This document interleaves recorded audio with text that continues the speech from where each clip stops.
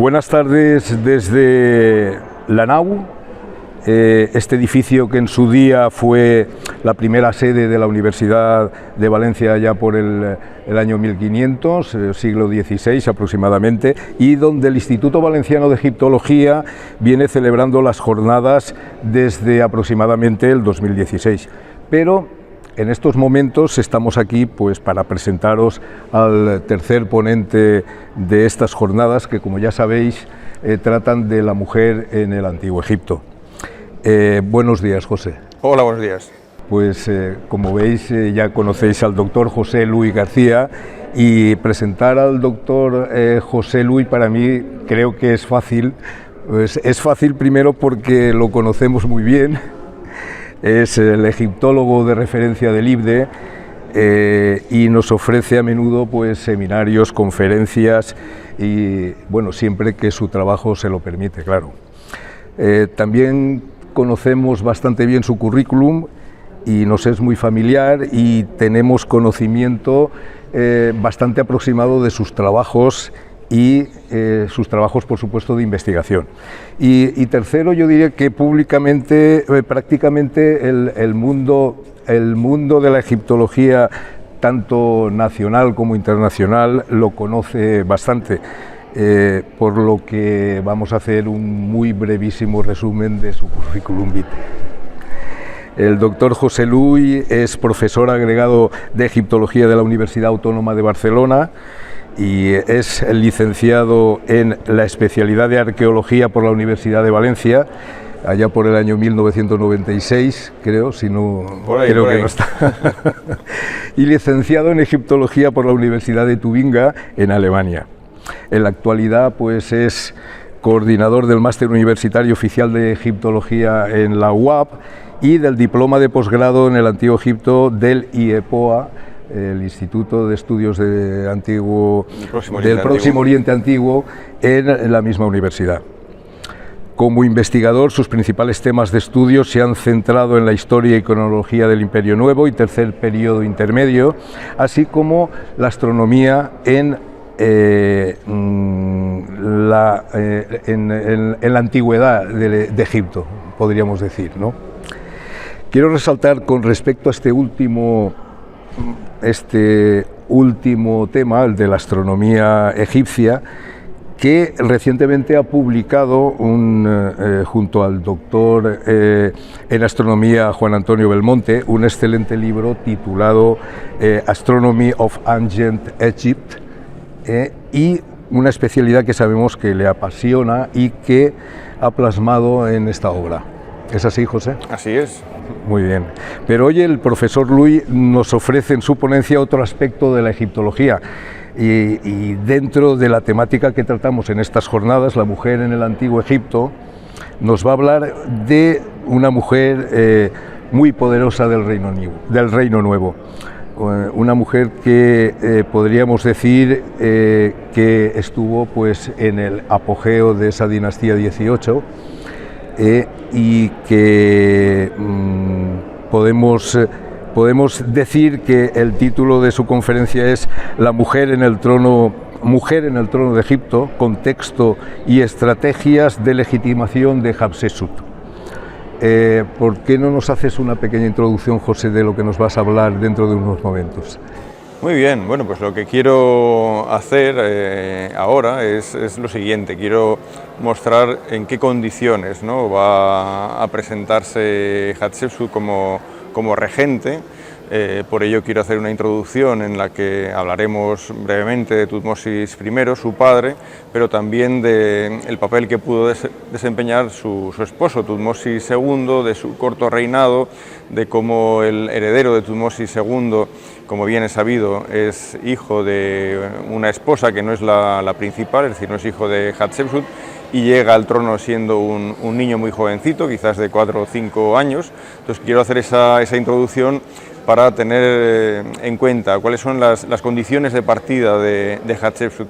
Y a partir de aquí, bueno, lo que queremos es mostrar la progresión de Hatshepsut, desde una mujer que como gran esposa real es regente, es la que va a llevar los hilos del Estado en nombre de Tutmosis III, pero como en un momento dado pues empieza a manifestar un interés efectivo para bueno, pues regalarse de una serie de connotaciones propias de un monarca. Entonces veremos esa transición de esa regente que hace uso de prerrogativas reales, vemos qué estrategias utiliza para presentarse con cierta legitimidad, haciendo algo que no es propio de una reina al fin y al cabo, y bueno, y finalmente ya una vez se titula faraón, ver también qué estrategias sigue. Veremos cómo al principio los modelos son cambiantes. Primero revive a Tutmosis II en la iconografía, también va a dar cierto protagonismo a Neferurra, después también se inclinará hacia la figura de su padre Tutmosis I, en fin, todas esas connotaciones que van a ser muy importantes para valorar mejor el difícil proceso de una mujer que quiso conservar la doble corona en el trono de Egipto. Bueno, pues nada, gracias José una vez más por participar en estas jornadas y pasemos dentro de un momento pues a oírte en esta conferencia magistral que nos da siempre. Gracias. Muy bien, muchas gracias. Bueno, en primer lugar, muchísimas gracias, como siempre, al Instituto Valenciano de Egiptología por la invitación, una invitación que, bueno, a mí me parecía de alto riesgo, porque claro, el tema es la mujer en el Antiguo Egipto. Yo, por supuesto, sabía que iba a estar Marc en estas jornadas, digo, ¿y yo qué demonios hago en unas jornadas sobre la mujer en el Antiguo Egipto? Y de hecho dije que no podía ser, que no tenía cabida en este contexto. Pero bueno, tanto Sara como Paco Rico insistieron y dije, bueno, pues una opción para salir del paso, y hablando de mujeres, podría ser el tema que propuse. Entonces, bueno, vamos a ver si más o menos es un tema que guste, que sea agradable y que esté a una mínima altura dentro de lo que han sido, y seguro será mañana también, el resto de las ponencias. Sí que observarán que hay un pequeño cambio, ahora lo comentaré. Bueno, agradecer, como decía, al Instituto Valenciano, agradecer también a los ponentes que han participado previamente por sus magníficas conferencias, y muy especialmente la tuya, Marc, porque realmente me ha parecido impresionante. Y claro, ¿qué pasa? Que nosotros nos vemos muchos días entre la semana en Barcelona, en la universidad, quiero decir, pero realmente en muy pocas ocasiones nos escuchamos unos a otros. Entonces yo sé que Marc, por supuesto, está trabajando en esa temática, a veces sí que se comenta alguna cosilla, pero bueno, el poder escucharlo es un ejercicio magnífico que realmente tendríamos que hacer más en nuestra propia universidad, para saber en qué estamos trabajando y cómo lo estamos trabajando. Entonces, en ese sentido, quiero agradecer al IBDE el poder haberme dado la oportunidad de escuchar esta magnífica ponencia de Marc. Bien, también, por supuesto, a todos los que participan de estas jornadas, siempre digo que me decepciona, porque es así, no ver una sala llena hasta la bandera, porque así es como tendría que estar esta sala. Estas jornadas son mucho más que 4 ponentes hablando de distintas cosas, en esta ocasión en relación al tema de la mujer. Es mucho más que esto. Estas jornadas son algo especial, porque hacen que nos encontremos, y lo digo con plena sinceridad, nos encontremos dentro de una familia, donde compartimos mesa, donde compartimos comentarios, café, aunque llegue tarde. Es más, es mucho más que el soltar aquí durante una hora y media información sobre un tema e irnos. Entonces yo creo que una propuesta como esta es realmente especial. No siempre encontramos jornadas de estas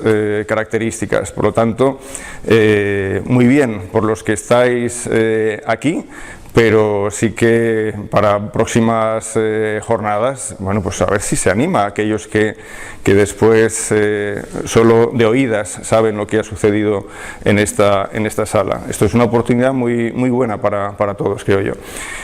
Y bueno, también por supuesto pues agradecer a Victoria, no sé dónde estás, Victoria, ahí estás, por la presentación que has hecho. O sea, casi me han dado ganas de decir, mira, voy a dejar ese tema y voy a hablar de astronomía,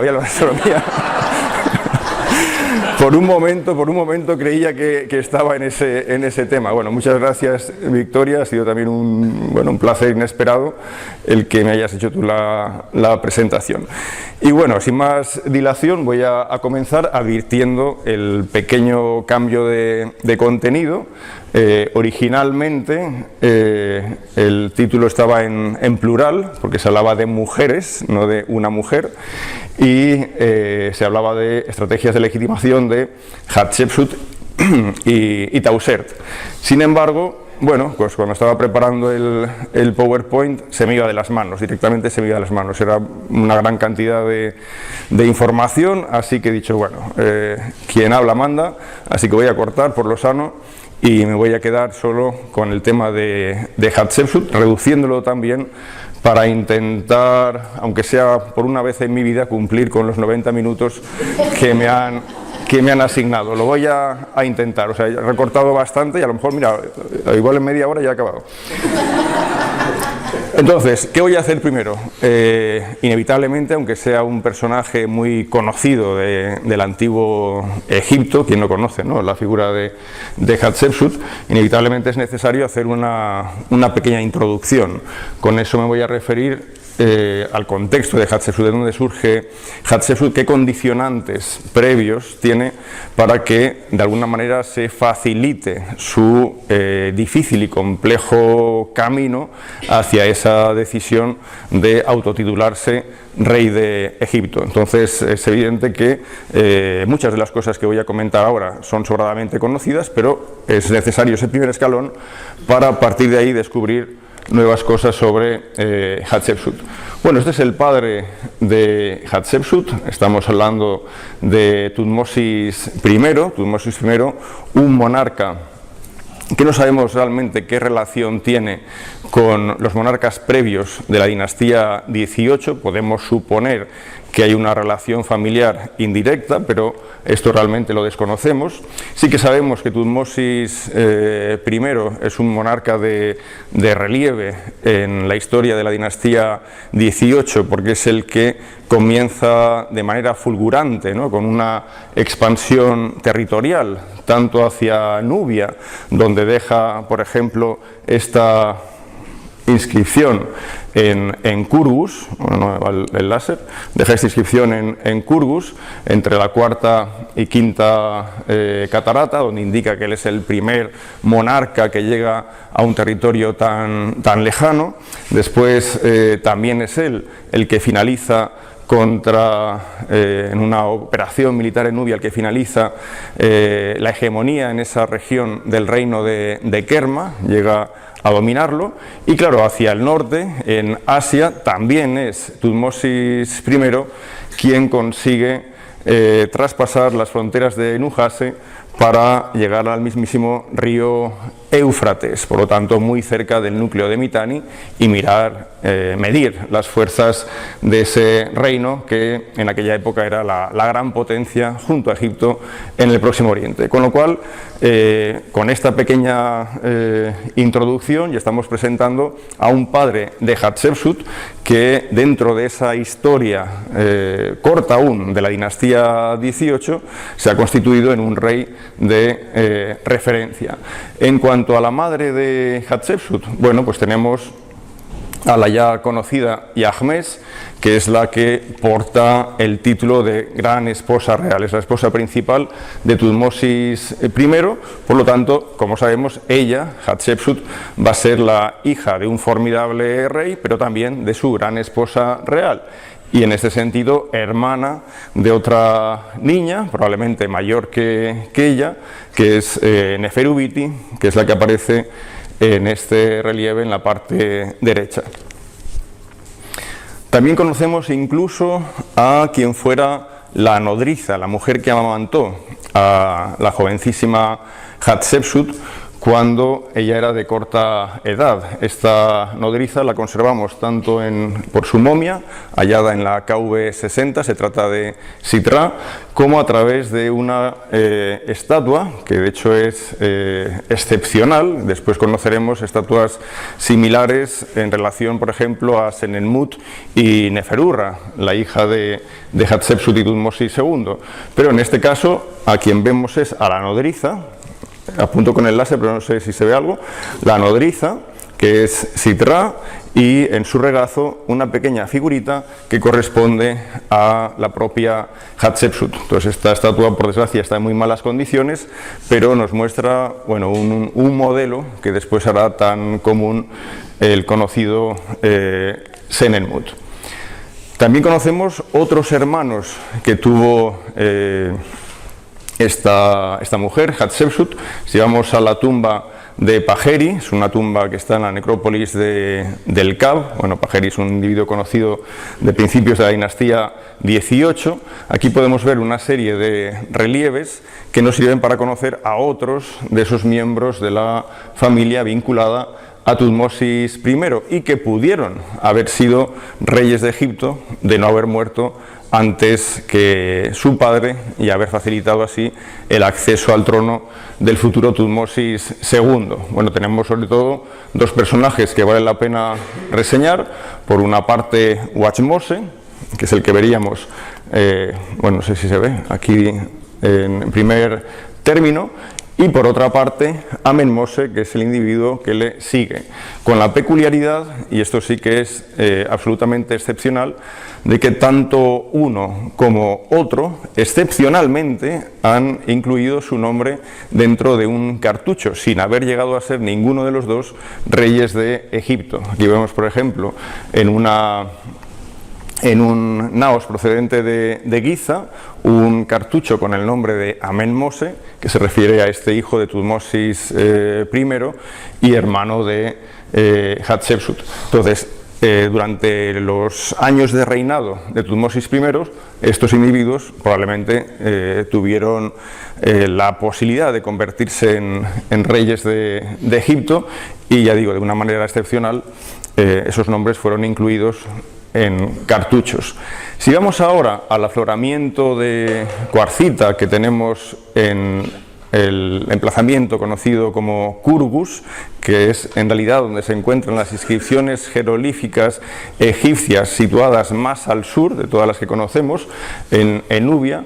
Bueno, aquí está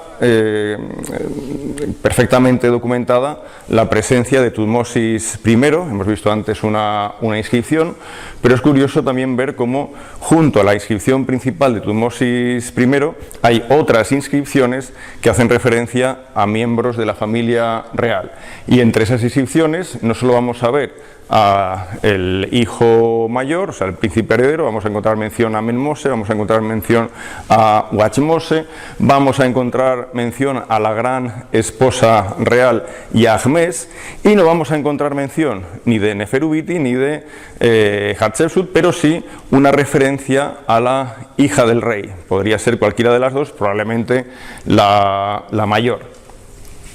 No hay referencias a otras esposas del rey. En este sentido, ya sabemos también que la herencia del trono de Egipto va a ir a parar a un hijo que no es hijo de la gran esposa real, sino de otra mujer de Tutmosis I, que es la que vemos ahora en pantalla. Esta es Mut-Neferet, es una estatua que fue hallada en una capilla dedicada al príncipe Watchmose, precisamente este hijo de Tutmosis I, una capilla que se halla en el lado sur del templo funerario de Ramsés II. Entonces, claro, esta relación de esta mujer en la capilla de Watchmose ha hecho pensar a algún especialista que ella pudiera ser madre no solo de Tutmosis II, sino también de este príncipe, pero en realidad no tenemos información más concreta. La cuestión es que es dicha mujer la que tendrá un hijo varón con Tutmosis I y va a ser el que, sobreviviendo a su padre, se va a convertir en rey de Egipto con el nombre de Ajeper-Enra Tutmosis, nosotros le llamamos Tutmosis II. Tutmosis II será, como sabemos, el que se case con Hatshepsut, que en realidad es medio hermana suya, porque son ambos hijos de Tutmosis I, pero la gran diferencia es que él es hijo de una esposa real y ella es hija de la gran esposa real Yahmes, esposa de Tutmosis I.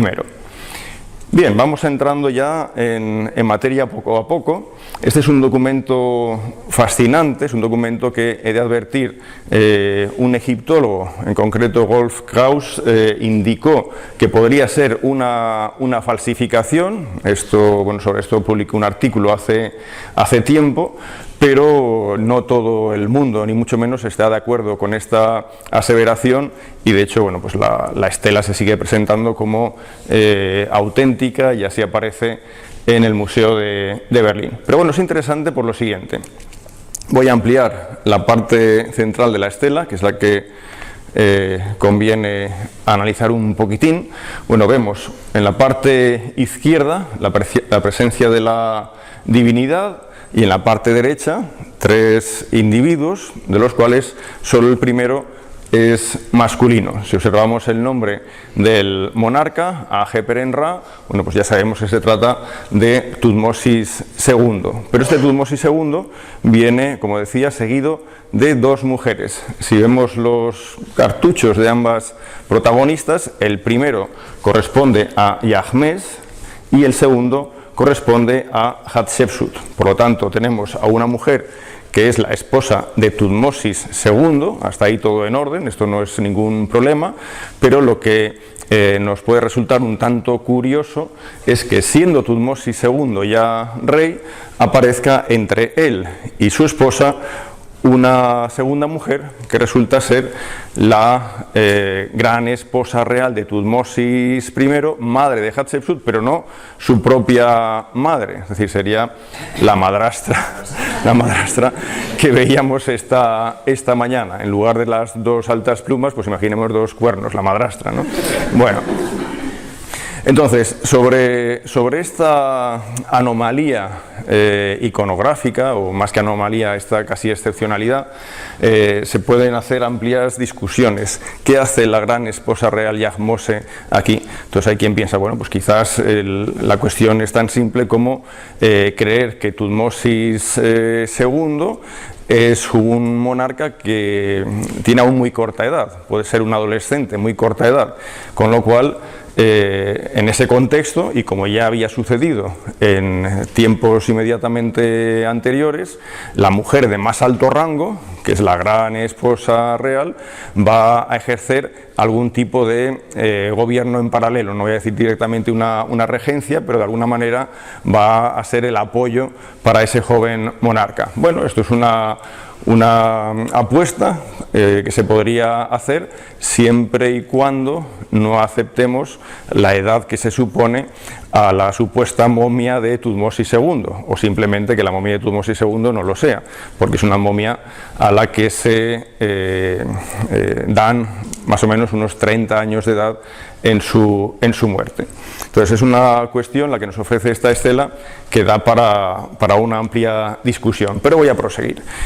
¿Por qué? Porque hay un aspecto sobre el que interesa incidir. Lo que estamos viendo es en qué contexto Hatshepsut se convierte o se va a convertir en regente y qué oportunidades va a disponer ella para llegar a convertirse en faraón, ¿no? Entonces, en ese contexto también creo interesante incidir en una realidad que nos puede mostrar la arqueología, el legado que nos ha dejado su esposo Tutmosis II. Y esa realidad es la siguiente. Generalmente, si vemos la bibliografía que hable sobre Tutmosis II, o si queremos simples manuales de egiptología que nos den una cronología, en la mayoría de ellos, sobre todo si analizamos aquellos que nos dan, son publicaciones un poco más antiguas, en la mayoría de ellos veremos cómo la duración del reinado de Tutmosis II es más bien larga, puede ser 10 años, 14 años, más bien larga. Pero el hecho es que la arqueología solo nos ofrece 2 estatuas para todo el reinado de Tutmosis II. Esto cuanto menos es sorprendente. A ver, también es cierto que el legado arqueológico puede ser muy aleatorio y no necesariamente tiene que haber una correspondencia por número de años de reinados y número de estatuas realizadas. Pero el hecho es que de Tutmosis II solo tenemos una estatua que procede de Karnak y una segunda estatua que procede de Elefantina, que es esta que aparece en pantalla. Y en cuanto a las obras en Karnak de Tutmosis II, que precisamente durante la dinastía XVIII va a empezar a tener un crecimiento notable, lo único que conocemos de relieve importante es el cierre del patio que se crea ante el 4.º pilono de Karnak, que es el pilono que alza como fachada del templo de Amón en Karnak su padre Tutmosis I. Pero después tenemos otra posibilidad de hacer un juego estadístico, y es a partir de los sellos o escarabeos a nombre del rey. Si analizamos los 3 personajes principales que estoy comentando, pues comprobamos que de Tutmosis I han llegado 292 ejemplares. Obviamente, estos no son cifras absolutas, pueden encontrarse más en el futuro, pero nos sirve de referencia.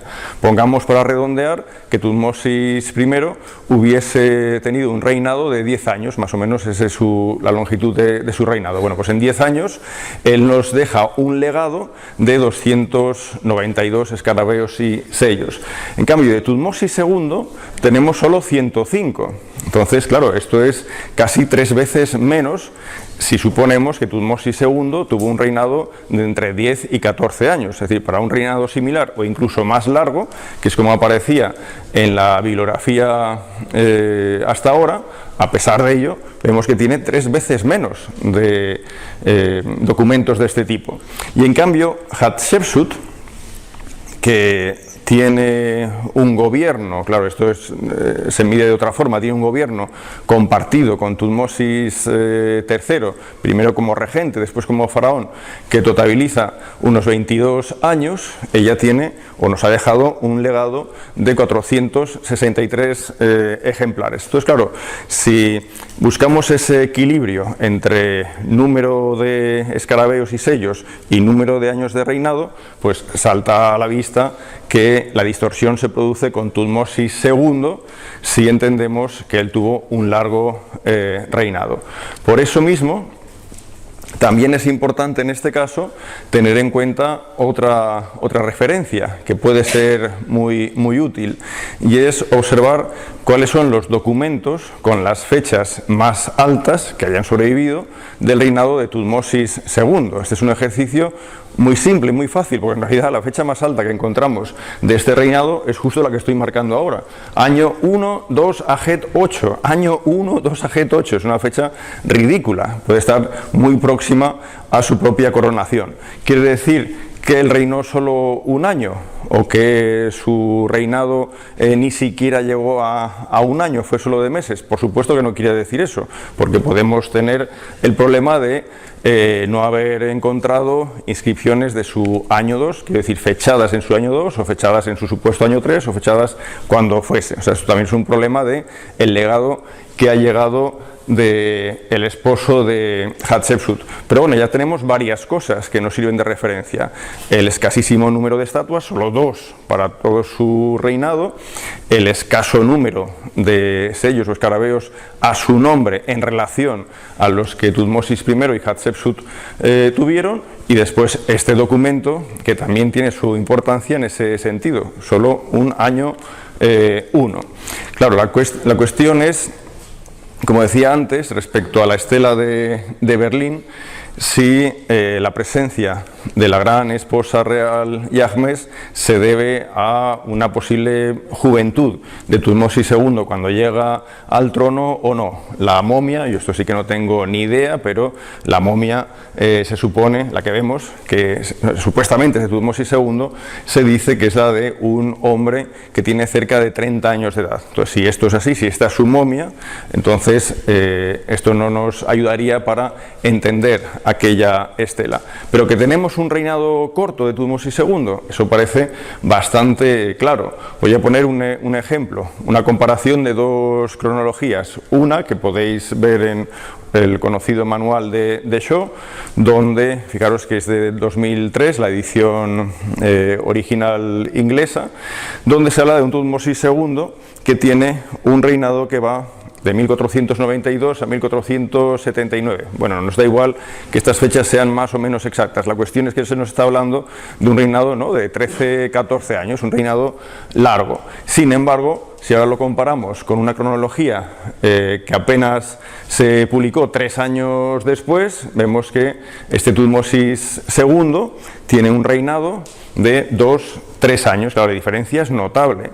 Esta segunda cronología que expongo aquí no es una cronología que necesariamente haya sido aceptada, ¿no?, por toda la comunidad egiptológica, pero bueno, en mi opinión es como bastante claro que el reinado de Tutmosis II realmente fue muy corto. Y esto también tiene su importancia, o sea, esto, yo he venido aquí a hablar de Hatshepsut, no de Tutmosis II, pero tiene su importancia, porque también estos son parte de las condiciones de las que va a encontrarse Hatshepsut para facilitar su acceso al trono. Fijémonos en la situación.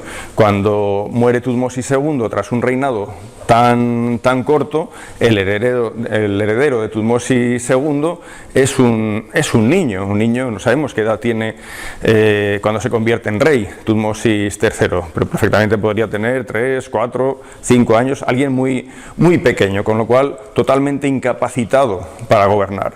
Entonces, claro, en ese momento la mujer de más alto rango es la gran esposa real de Tutmosis II, que además se ha encontrado con que su marido ha tenido un reinado casi efímero, muy corto. Entonces eso también es un condicionante que va a facilitar que ella pueda tener ciertas aspiraciones inusuales en el trono de Egipto. Bueno, mientras tanto, antes de que llegue el momento de ver cómo Hatshepsut se autotitula faraón, por supuesto ella comenzó ya la excavación de un hipogeo, de una tumba de acantilado, pero que ella se estaba haciendo en su condición de gran esposa real de Tutmosis II y esposa del dios. Esta tumba es la que hallamos en el fondo del Wadi Sikatet Tagaeseide, uno de los wadis que quedan en el sur de la necrópolis tebana.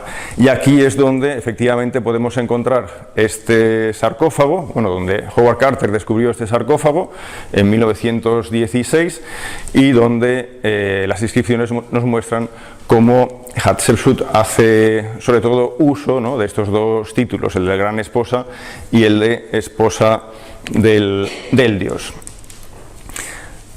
Damos un salto, nos vamos a otro tipo de documentación, vamos a ir ahora a documentación privada, nos vamos a ver una inscripción que aparece en la tumba de Ineni. Ineni es un alto personaje de la época que vive durante los primeros reyes de la dinastía 18, y él nos recuerda un momento importante en esa historia en la que se va a ver involucrada Hatshepsut. Él dice: Tutmosis I salió hacia el cielo y se unió a los dioses, es decir, Tutmosis I ha muerto. Su hijo, Tutmosis II, se puso en su lugar como rey de las dos tierras y gobernó en el trono de quien le había engendrado. Su hermana, la esposa del dios Hatshepsut, dirigía los asuntos del país de acuerdo con su propia voluntad. Se trabajaba para ella, manteniendo Egipto obediente, manteniendo Egipto la cabeza gacha, ¿no? Eso es un texto muy conocido, porque es una excelente referencia para entender, ¿no?, el poder que va a ir adquiriendo desde muy pronto Hatshepsut. También, por ejemplo, podemos citar otro caso. En este documento nos vamos a una inscripción de Senenmut. Él dice, refiriéndose a Tutmosis II, Me hizo grande ante las dos tierras, me convirtió en gran mayordomo y juez de todo el país, es decir, que en realidad la carrera de este personaje empieza a dispararse no con Hatshepsut, sino realmente con Tutmosis II, aunque su mayor importancia la adquiriera con ella. Dice, hasta que la muerte se presentó ante él. Bueno, ahora vivo, dice él, bajo la autoridad de la dueña de las dos tierras, el rey del Alto y Bajo Egipto, Mat-Kara, que viva eternamente. Claro, recordemos que ya se está haciendo referencia a ella como faraón, por eso se hace uso de su prenombre, Mat-Kara, pero también nos interesa esta frase en cuanto a que se obvia totalmente, ¿no?, la figura del legítimo rey, que es Tutmosis III. Entonces vamos a ver cómo lo que nos va a interesar ahora es analizar el proceso, ¿no?, desde la regencia hasta el momento en el que ella se convierta en faraón. Las condiciones previas, a grandes rasgos, son las que hemos indicado. Nos faltaría, por supuesto, reconocer la última, y es que ese heredero al trono de Egipto, heredero de Tutmosis II, que ahora como niño se convierte en faraón, es decir, Tutmosis III no es hijo de la gran esposa real, no es hijo de Hatshepsut, sino de una reina llamada Isis, que es la que aparece ahora en pantalla. Bueno, entonces serán los condicionantes perfectos para que quizás esta gran esposa real, que es hija ni más ni menos que de Tutmosis I, pueda apuntar hacia la realeza, pero será un proceso progresivo, como comprobaremos. Este es un texto también muy conocido, se conoce como el texto de la juventud. Son unas inscripciones que encontramos en Karnak, muy cerquita de lo que ahora es la capilla de Filipo Arrideo, y donde anteriormente estuvo la estación principal para la barca de Amón de Tutmosis III, y antes la conocida capilla roja de Hatshepsut y Tutmosis III. Bueno, pues este texto tiene su importancia porque de alguna manera es una visión, ¿no?, de un momento en el que, de manera a modo de oráculo, el dios Amón reconoce al jovencísimo príncipe Tutmosis, que es el digno heredero del trono de Egipto. Esto no sabemos si en realidad pasó o no pasó, no sabemos si es un acontecimiento histórico. Eso también puede ser entendido como una estrategia de Tutmosis III por reivindicar la legitimidad de la corona de Egipto sobre su cabeza. Aunque él sea el legítimo, obviamente, él, cuando hace este texto, ya había vivido el paso de Hatshepsut. ¿Cuándo se corona Tutmosis III? Y por lo tanto, ¿a partir de qué momento va a empezar a contar en el futuro sus años de reinado Hatshepsut? Bueno, tenemos varias inscripciones que nos sirven para acercarnos a esta cuestión. Una inscripción la encontramos precisamente siguiendo al texto que hemos comentado anteriormente. Esta inscripción nos habla de una fecha, que es el primer mes de Shemu, en su día 4, que es cuando se produce la aparición oficial del rey, por lo tanto, su coronación. Esta fecha es importante tenerla en cuenta porque nos va a servir para, de algún modo, ver la progresión de Hatshepsut en esa búsqueda de la realeza, y también para saber en qué momento más o menos ella empieza a tomar los primeros pasos. O es que desde el mismo instante en que el jovencísimo Tutmosis III alcanza el trono de Egipto, ella ya interviene activamente en esa política del país, y ella ya se muestra en los relieves junto a Tutmosis III. Pues esta es una cuestión que tendremos que analizar. Bueno, esta fecha es absolutamente segura porque también la encontramos, por ejemplo, en un texto del séptimo pilono de Karnak, el 1 Shemu 4, también, por ejemplo, en los anales de Tutmosis III, donde se recuerda que en esa campaña hacia Megido, justo tras la muerte de Hatshepsut, estando Tutmosis III en la ciudad de Gaza, justo estando allí coincidió con la efeméride de su coronación, por eso se hace referencia a ella y a nosotros nos viene de maravilla porque corrobora los documentos anteriores. Y también, por citar un último ejemplo, tenemos esa fecha referenciada en la llamada Estela de Buto, donde se hace una recopilación de determinados días del año, a veces son fechas lunares, a veces del calendario civil, todas ellas asociadas a una serie de ofrendas. Y claro, hay un día importante que es el día que recuerda la coronación del rey. Muy bien, pues teniendo en cuenta también esto, la fecha 1 Shemu 4 para el comienzo del gobierno de Tutmosis III y por tanto de la regencia de Hatshepsut, vamos a ver ahora qué evolución se produce en esos primeros años y cuál es la intervención, si es que la hay, de Hatshepsut para controlar a ese joven rey Tutmosis III. Bueno, la inscripción fechada más antigua que conocemos de Tutmosis III viene de un graffiti que no os puedo mostrar porque en la publicación original, más o menos de los años 30, no se muestra no se muestra una fotografía del mismo, simplemente la traducción del grafito, y lo que indica es simplemente esto: año 1, 4 Ajet 5, bajo la majestad del rey del Alto y Bajo Egipto, Menjeperra. Es la fecha más antigua que tenemos de Tutmosis III. Este es un ejercicio que me gusta hacer mucho con los alumnos. Por aquí hay al menos 2 del máster, no os voy a preguntar, no quiero aquí ningún problema, pero es algo que me gusta mucho. Es un ejercicio muy simple, pero que debemos entender precisamente para medir el paso del tiempo, ¿no?, a partir de fechas concretas. Entonces lo que hacemos es lo siguiente, es decir, ponemos como fondo el calendario civil egipcio y marcamos las 2 fechas que nos interesan. Es muy fácil. Marcamos la fecha de la coronación del rey, de Tutmosis III, que es 1 Shemu 4, y ahora marcamos la fecha que nos está anunciando este grafito de Saqqara. Entonces yo la pregunta que haría, muy sencilla, es ¿cuánto tiempo pasó desde que se coronó el rey hasta esa fecha del grafito de Saqqara? Bueno, pues es un ejercicio, ya digo, sencillo, pero que no muchas veces se comprende, también porque el sistema de medición cambia a lo largo de las épocas del Antiguo Egipto. Como lo miden en el Imperio Nuevo no es igual que como lo miden en el Imperio Medio, por ejemplo, no es igual. Pero bueno, para no molestar a nadie, voy directamente con la solución. Entonces vemos que esa fecha, ese grafito de el 4º mes de Ajet, día 5, nos lleva justo a 7 meses después de la coronación.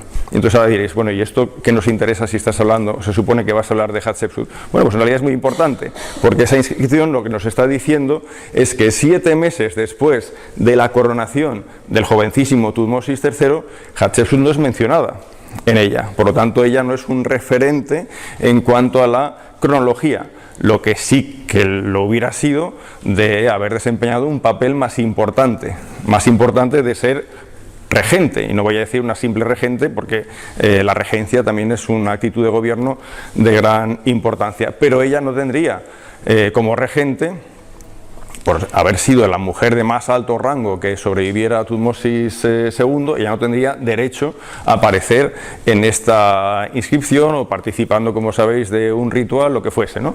Bueno, entonces es una cuestión importante, no es una cuestión menor. Tenemos otro documento, en este caso nos vamos a una formidable fortaleza de la que, por desgracia, bueno, pues ya no queda nada a causa del crecimiento de las aguas que dieron lugar al lago Nasser. Nos vamos a Semna, y en Semna, en un pequeño templo que contiene inscripciones de inicios del reinado de Tutmosis III, tenemos un texto en concreto que comienza con una fecha, año 2 de reinado de Tutmosis III, segundo mes de la estación de Shemu, día 7. Muy bien, tenemos una fecha. Si leyéramos el resto de la inscripción, no veríamos por ningún lado la presencia de Hatshepsut, ni siquiera la presencia indirecta de Hatshepsut. Por lo tanto, es una inscripción que se ha realizado, teniendo en cuenta que el único rey de Egipto y el único que gobierna Egipto, por más que sea un niño y por más que otros en realidad puedan estar llevando los hilos del gobierno, el único es Tutmosis III. Ahora, ¿a qué distancia estamos de la fecha original de la coronación? Teníamos la referencia de 1 Shemu 4 y tenemos la referencia actual del año 2 Shemu 7. Pues hacemos el mismo ejercicio y lo que encontramos es que 13 meses después de la coronación de Tutmosis III no hay ni rastro de Hatshepsut. Es decir, que aunque ella sea mayor, aunque ella pudiera por entonces manejar los hilos del Estado, ella sigue respetando, ¿no?, tanto la cuestión iconográfica como la cuestión textual. Ella no interviene en esto, o sea, respeta, por supuesto, que el intermediario directo de los dioses en la tierra, que es el Horus, sea Tutmosis III. Por eso digo que estas fechas son más importantes de lo que parecen, porque nos sirven para ver la progresión de Hatshepsut, y de momento no hay progresión, ella no aparece en este contexto. Por desgracia, estas inscripciones no se encuentran en muy buenas condiciones. También hay que advertir que muchas de estas inscripciones fueron modificadas, con lo cual lo que tenemos aquí son palimpsestos, pero aun teniendo estos palimpsestos es muy fácil, ¿no?, reconocer cuál es el texto antiguo, cuál es el moderno, o incluso qué elementos iconográficos han sufrido modificación, porque esto es otra. Debemos ser siempre muy cautos con las imágenes o los textos que vemos, porque no siempre obedecen a la realidad de un momento. A veces esos textos son modificaciones de textos anteriores, igual que la iconografía lo puede ser. Bueno, pues si seguimos con la lectura del texto al que hacíamos referencia antes, del segundo año de reinado, 2 Shemu 7 de Tutmosis III, bueno, pues comprobaremos que, como decía antes, en ningún momento aparece Hatshepsut, y el único que obedece, el único que es el auténtico brazo ejecutor de los designios del dios, es Tutmosis III, como no podía ser de otra manera. Fijémonos en algunas partes de ese templo, de la decoración inicial de ese templo. Bueno, pues podemos ver, por ejemplo, al dios Deduen, que es un dios nubio, está sosteniendo la corona del Alto Egipto de Tutmosis III, los dos orientándose de la misma manera, es como una presentación del rey. En el texto no vamos a ver presencia de Hatshepsut, veremos referencias incluso a un rey del Imperio Medio, vamos a ver referencias a Senusert III, que es el que aparece en esta barca como rey divinizado, pero oficiando únicamente Tutmosis III, es decir, ella no aparece. Insistamos en esto. Podemos encontrar la misma situación en los restos que han quedado de una de las puertas del templo, en el dintel y las jambas. Vemos como Tutmosis III realiza una ofrenda a ese dios llamado Dedun, ese dios nubio, o por ejemplo en el otro lado, otra vez Tutmosis III realizando la misma ofrenda, en este caso al dios Hnum. O en esta representación donde Tutmosis III se coloca entre el dios Hnum y Senusert III como rey divinizado. No vemos aparecer en ningún caso a Hatshepsut. Incluso en partes del templo en las que hubo modificaciones posteriores, y en este sentido modificaciones llevadas a cabo en primer lugar por la propia Hatshepsut, incluso en ese contexto aún podemos ver las inscripciones originales que nos llevan al mundo exclusivo de Tutmosis III. Por ejemplo, el buen dios Menjeperra, él ha hecho como su monumento para su padre, bla, bla, bla, utilizando la fraseología típica donde se demuestra quién ejecuta, ¿no? la construcción de un templo, una capilla, un santuario, lo que sea, en honor a un dios. Y es él como rey de Egipto. Entonces lo vemos tanto en la inscripción de la izquierda, que es esta que he marcado de color verde, y la inscripción de la derecha, que es la que está marcada de color amarillo. Pero en un momento dado estas inscripciones se van a modificar, y aquí es donde ya entra en escena esta regente Hatshepsut, que no se va a conformar con seguir a la sombra de Tutmosis III, y en realidad no sería correcto decir seguir a la sombra, porque simplemente sigue en el papel que le corresponde como regente, gran esposa real de Tutmosis II. Pero aquí ya empezaremos a ver cómo se producen esos pequeños progresos que van a conducir finalmente a la Hatshepsut convertida en faraón. Bueno, pues ella se presenta ya en la iconografía. Esto no son partes nuevas del templo, son partes que han sido modificadas. Se han modificado inscripciones, se han modificado las figuras para dar cabida a la presencia de Hatshepsut. Bueno, pues ella se presenta en el texto que marco a la izquierda como esposa del dios. Es un título que ella emplea mucho y bueno, es muy razonable que ella haga uso de este título propio de una sacerdotisa, porque es una manera de asociarse no ya a la figura de un rey, sino a la figura de un dios. Y vamos a ver que la asociación de Hatshepsut con el dios Amón va increciendo. Es una manera de legitimizar su extraña posición hasta convertirse en rey de Egipto.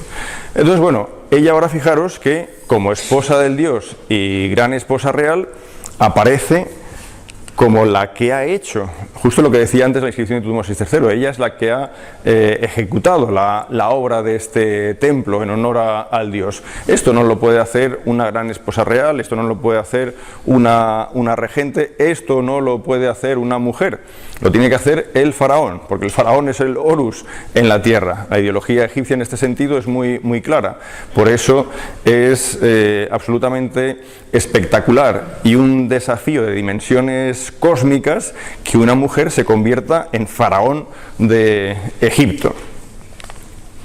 Ahora vamos a fijarnos en esta otra parte de la iconografía. Bueno, fijaros que aquí ya se observaba, por supuesto, una figura femenina, es ella, es Hatshepsut, aquí otra vez, pero vamos a analizar esta parte para comprobar cómo hay una inscripción y una iconografía original que va a verse modificada no una vez, incluso podría ser modificada varias veces según las apetencias de Hatshepsut. A la derecha estamos viendo la inscripción e iconografía original. Claro, está mucho más deteriorada por las modificaciones que se van a hacer después, pero de ella queda lo suficiente como para ser reconocida. Entonces, ¿qué encontramos aquí? Bueno, pues podéis ver la figura de un personaje que aparentemente tiene la corona del Alto Egipto. Claro, la inscripción que tiene por encima nos lo identifica sin ningún problema, es este rey divinizado Senuser III. Y justo delante vemos otra figura. Fijaros muy bien, es una figura que tiene aparentemente una corona similar a la del Alto Egipto, pero con dos cuernos a derecha e izquierda. Por lo tanto, es una diosa, es la diosa Satet. Teniendo en cuenta que estamos en la región Nubia, es totalmente normal encontrar referencias a dioses como Satet, Anuket o el propio Hnum. Y de hecho, podemos ver cómo por encima del hombro de la diosa se ven unas manos, bueno, una mano. Esta mano viene de un personaje que queda a su derecha, no es ninguna mano de Senuser III, un personaje que queda a su derecha, probablemente sea el dios Num. En todo caso, esa parte ya se ha perdido por completo. Pero entonces viene Hatshepsut y esta inscripción original, que es de Tutmosis III, cuando ella aún no había intervenido en esa iconografía y textos, ahora viene ella y realiza una modificación de este panel. En realidad va a hacer varias, pero realiza una modificación de modo que vamos a ver cómo finalmente aparece su figura, ¿no? Y bueno, realizará también una intervención en los textos. Vamos a ver lo que dice ahora el texto que se asocia a la figura de Hatshepsut. Bueno, pues hace referencia a ella, tu benefactora, heredera, bla, bla, bla, bla, bla. Bueno, ella ha hecho este monumento para ti, bla, bla, bla, bla. Otra vez, ella toma prerrogativas que son propias del rey. Ella, como regente, insistimos, no puede hacer uso de esa fraseología. Ni siquiera tendría que estar su imagen en este panel, o no al menos de esta manera, actuando ella a título individual. Podría haber acompañado a Tutmosis III quizás, esto pues bueno, entraría dentro de los cánones, pero no actuar ella en solitario. Entonces, ¿cuándo se produce? Sería nuestra siguiente pregunta. ¿Cuándo se produce esa intervención de Hatshepsut en los textos y en la iconografía? Aún no estamos hablando de una Hatshepsut convertida en faraón, aún no hemos llegado a eso. Vemos que ella ya está interviniendo, pero como regente, eso sí, con prerrogativas de rey. Pero ¿cuándo se produce esto? Hemos visto que en inscripciones de Tutmosis III, de su primer y segundo año de reinado, con absoluta claridad, el único mencionado es él. Por lo tanto, sí que podemos aseverar que en ese comienzo de Tutmosis III, ella aún no realiza ninguna actuación en ese sentido. Bueno, ya tenemos algo, es poco, pero ya tenemos algo. La pregunta que planteaba es esta. Entonces, ¿cuándo comienza ella a intervenir en el reinado de Tutmosis III?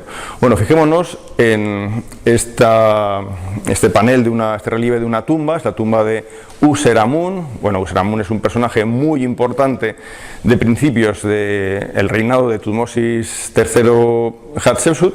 Use-Ramun es un conocido visir que además pertenece a una poderosa familia en la que hay varios miembros que han sido y serán visires. Bueno, pues en este caso lo que estamos viendo es una escena que se vincula al momento en el que Use-Ramun va a ser designado como visir. Por suerte, tenemos una inscripción que hace referencia explícita a ese momento y lo fecha. Nosotros sabemos que Use-Ramun se convierte en visir en el año 5 de Tutmosis III, siendo regente Hatshepsut. Entonces, ¿quién aparece en esta escena donde hay, por ejemplo, familiares de Use-Ramun como el visir Amentu? Pues el único que hay presidiendo la escena es Tutmosis III. No aparece Hatshepsut. Por ningún lado vamos a ver aparecer Hatshepsut. Por lo tanto, si ahora voy a este papiro, que es el que nos informa de que Use-Ramun se convirtió en visir en concreto en el año 5, y en ese papiro en el que se le designa como tal, como visir, solo es mencionado Tutmosis III, bueno, pues ya es muy fácil llegar a una deducción. No solo en los 2 primeros años de reinado era él el legítimo rey sin intervención directa en la iconografía y en los textos de la regente Hatshepsut, no solo en ese momento, sino también en el año 5, o en una pequeña parte al menos del año 5.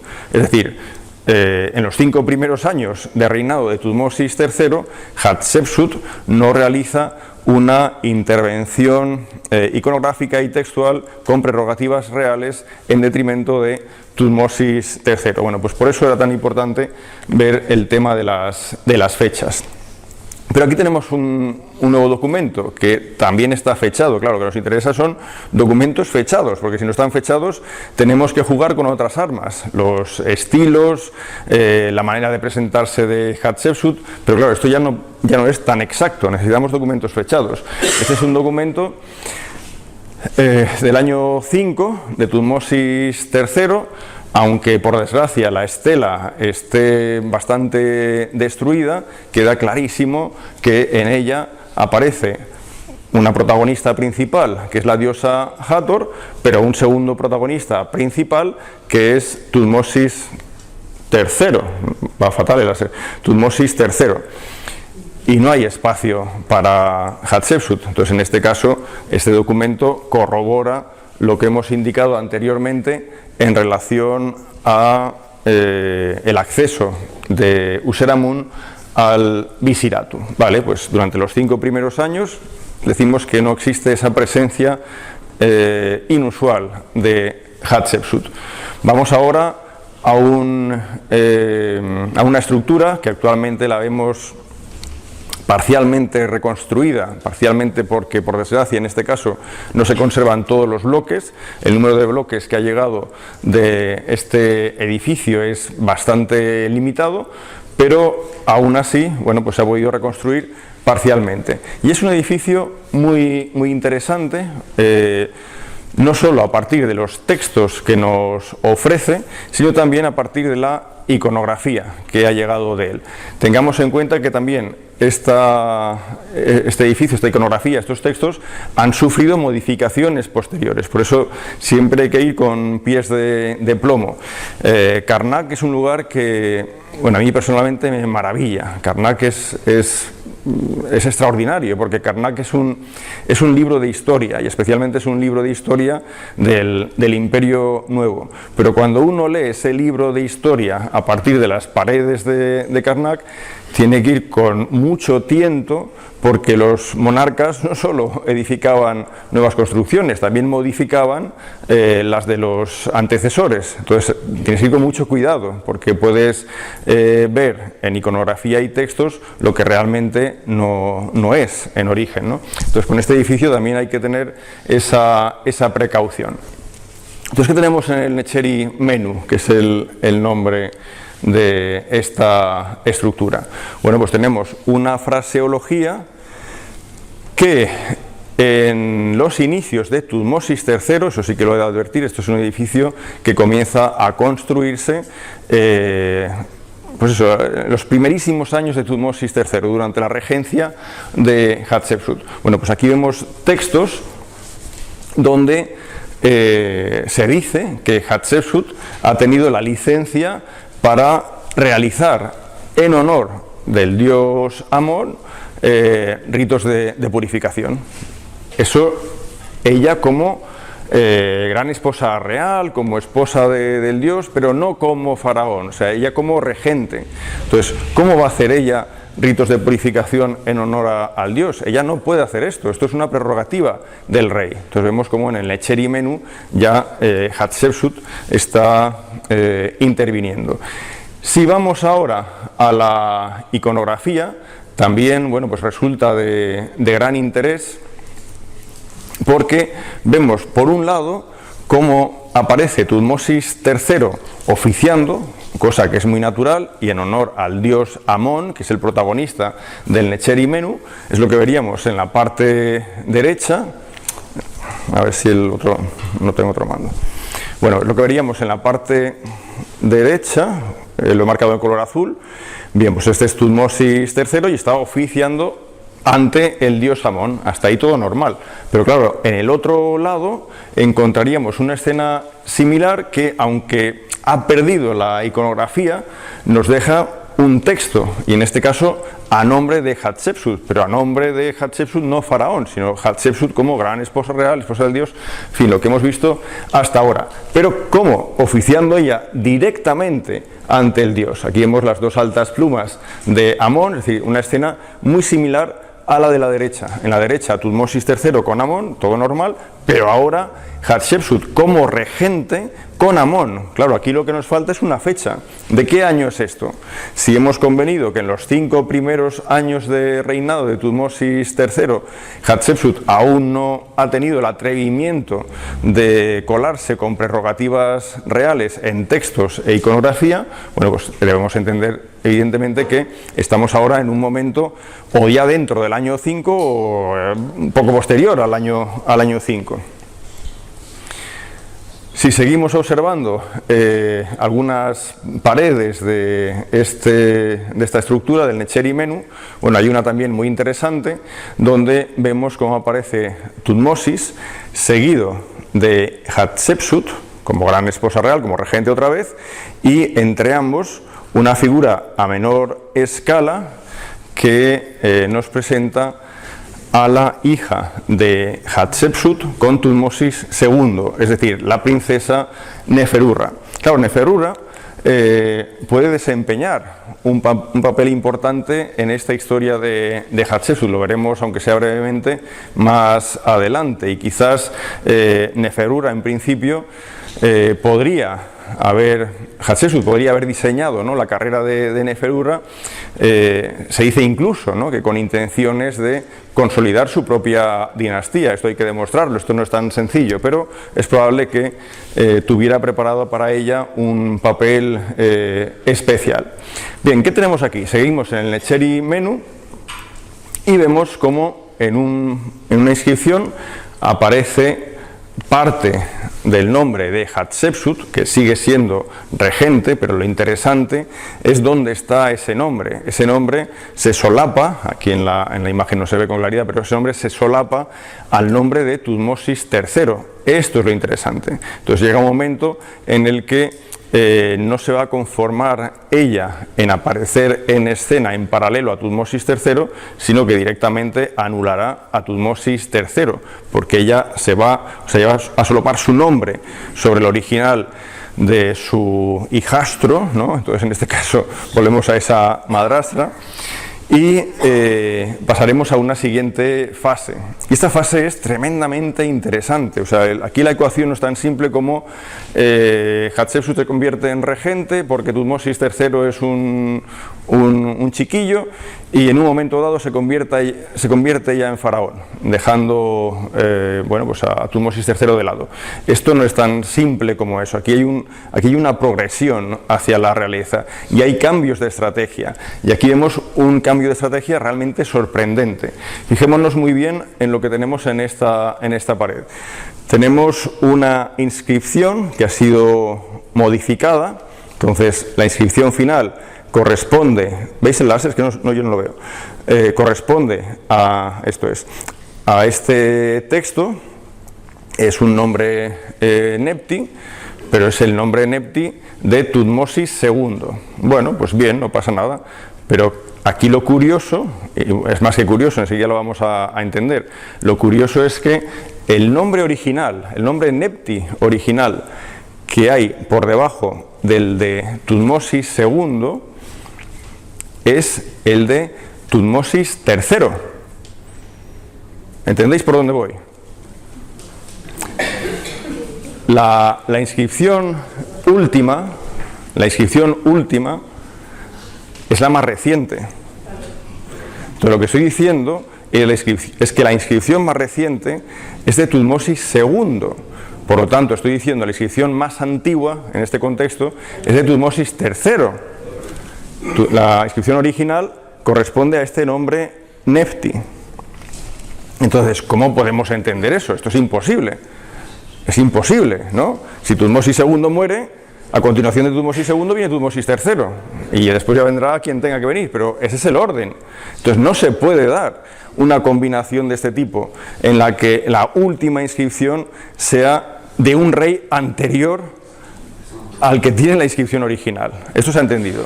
Vale, entonces, esto en realidad tan sorprendente es parte de la titubeante estrategia de Hatshepsut para de alguna manera empezar a legitimizar su posición, no como faraón, porque aún no lo es, pero sí como regente que está jugando a ser faraón, que aún no lo es. Entonces, ¿qué ha hecho Hatshepsut entonces? Ha dado vida a su difunto esposo. El templo, la estructura, el Necheri Menú, es de Tutmosis III en origen. Tutmosis II ya había muerto. Pero ahora saca de su tumba a Tutmosis II para asociarse a él. Ella era la gran esposa real. Ella quiere tomar esas prerrogativas.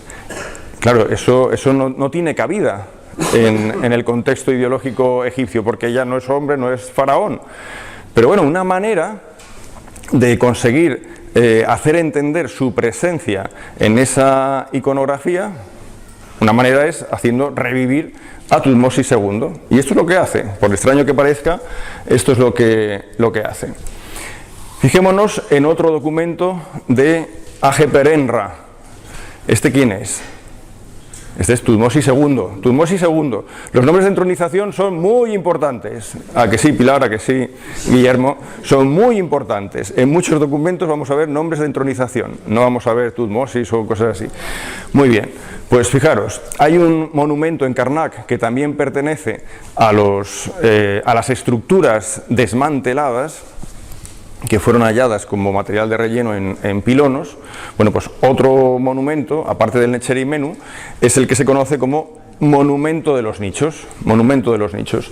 Bueno, pues aquí hay un relieve en el que aparece Tutmosis II, este es su nombre de entronización, Tutmosis II, pero fijaros quién acompaña a Tutmosis II.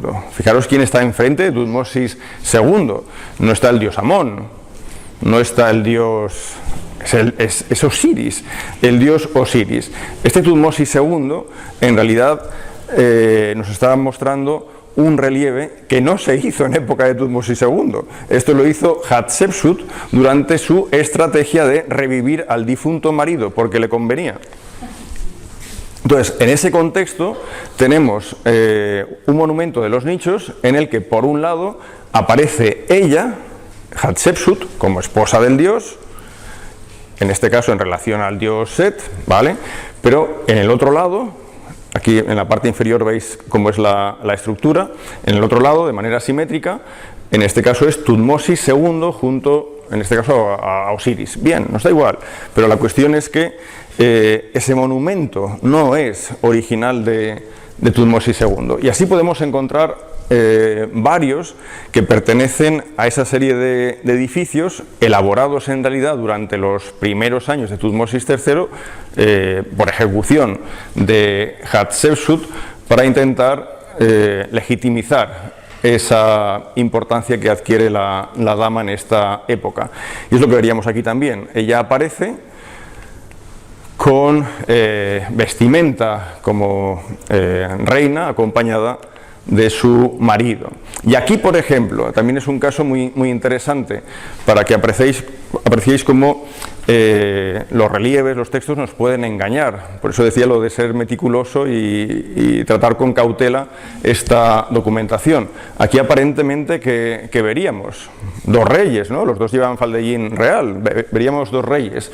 El primero, en realidad, es el que haría referencia a Tutmosis II, y el segundo, el que le sigue, es Hatshepsut. Pero aquí ha habido una modificación, claro, esto es una copia de la fase final. Aquí hay una modificación en esta figura, y es que originalmente lo que hay aquí es una reina, pero esa reina en un momento dado ha dejado de ser reina, se ha convertido en faraón y ha ordenado que su figura se adapte a su nuevo rango de faraón. Por eso vemos dos monarcas seguidos, pero uno es Tutmosis II y el otro es Hatshepsut. Bueno, eso se ve en varios edificios. Tenemos en el Mahata, en la zona de la primera catarata, un grafito, un texto también muy conocido, en el que se muestra, por un lado, a el mayordomo Senenmut y por otro a Hatshepsut. Pero Hatshepsut, una vez más, con rango de reina, aún no es faraón. El texto también tiene su interés porque en él se recuerda la orden que ella excepcionalmente da para que se ejecute la obra de dos grandes obeliscos.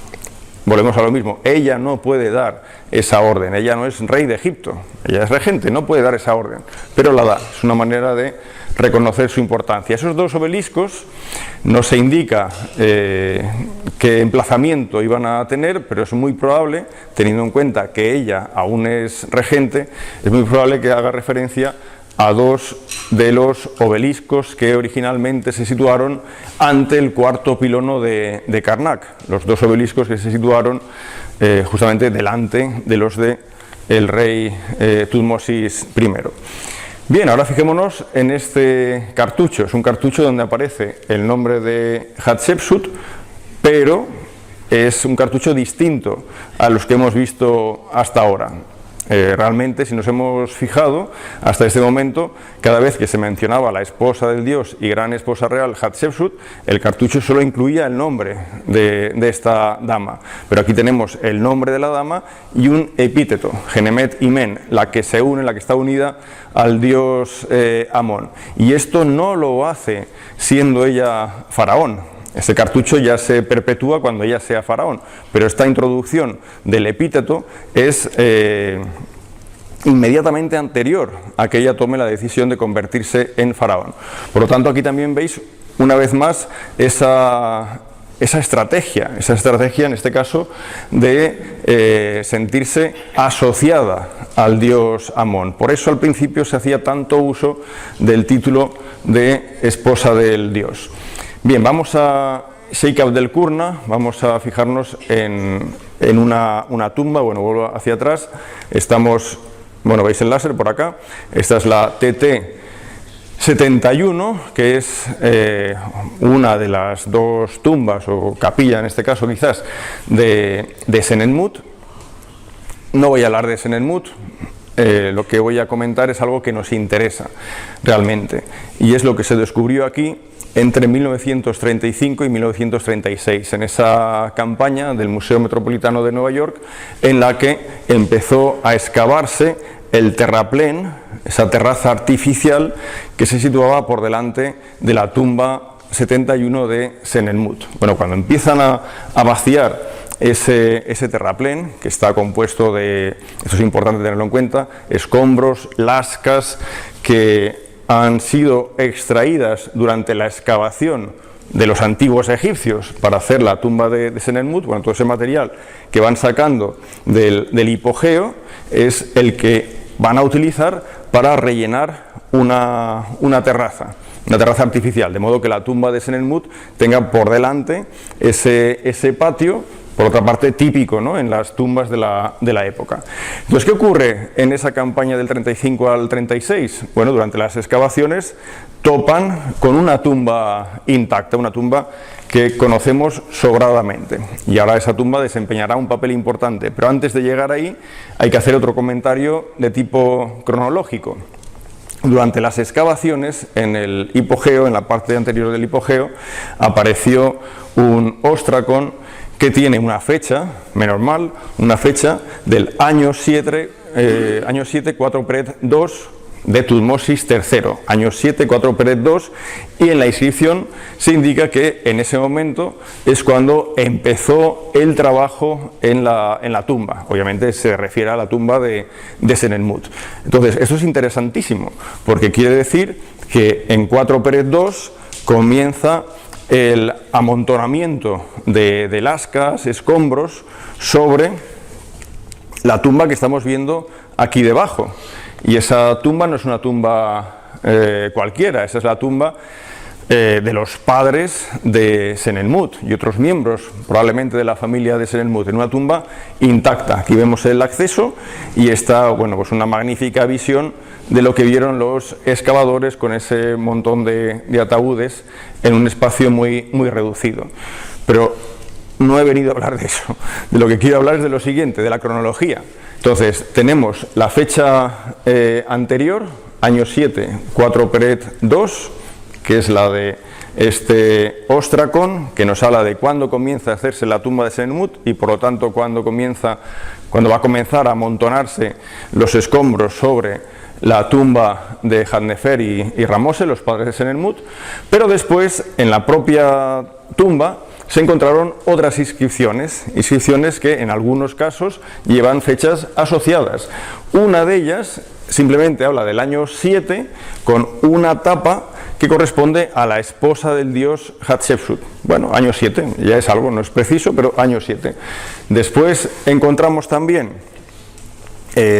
algún texto que habla de el buen dios, la buena diosa, en este caso, Matkara. Claro, eso ya es el nombre de entronización de Hatshepsut, con lo cual aquí ya sí que estamos ante un texto que nos habla del momento en el que ella ya es faraón. Y otro texto, más importante si cabe, porque es una fecha completa, que es el año 7, 2 Peret 8. Entonces, si tenemos en cuenta todas estas inscripciones, podemos hacer sin ningún juego complejo, podemos hacer de la fecha año 7, 2 Peret 8 un terminus postquem, quiere decir que teniendo esta fecha que aparece en la tumba y teniendo esta otra que vamos a tomar como terminus antequem, porque es la que nos da la información de cuándo esta tumba va a comenzar a ser tapada por los escombros, lo que está clarísimo, absolutamente claro, es que en el año 7, en algún momento del año 7, Hatshepsut ya se ha convertido en faraón de Egipto. Por lo tanto, ahora tenemos dos faraones, Tutmosis III y Hatshepsut. ¿Se ha entendido esto? Si no se ha entendido, mañana se puede explicar. Pero bueno, se ha entendido, ¿verdad?